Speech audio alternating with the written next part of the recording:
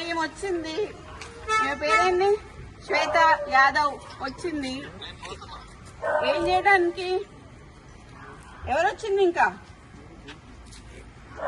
మీరే చూడండి అయ్యా. ఇప్పుడు మేము చేసింది ఏంది? మేము కాంగ్రెస్ పార్టీకి లాయల్ ఉండడం తప్ప, మేము రేవంత్ రెడ్డికి లాయల్ ఉండడం తప్ప.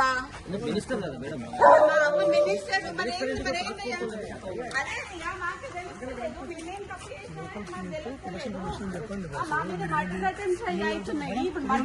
కదా ఇది. ఇప్పుడు ఆమె ఎందుకు వచ్చింది? ఇప్పుడు అంటే మా అమ్మ ఇప్పుడు లేడీ కానిస్టేబుల్ వచ్చిందంటే, లేడీ ఎస్ఐఓ సిఐఓ ఆమె నాకు తెలియదు, వచ్చిందంటే మా అమ్మని అరెస్ట్ చేయడానికి వచ్చినట్ట, అంతేనా? గవర్నమెంట్ లో ఉన్నటువంటి ఒక మినిస్టర్ కదా మీ అమ్మ.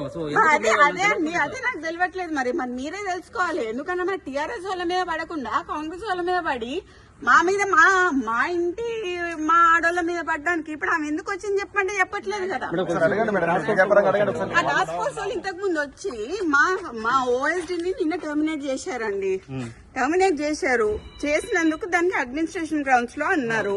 మాకు వాటికి ఏ ఎక్స్ప్లెనేషన్ ఇవ్వలేదు.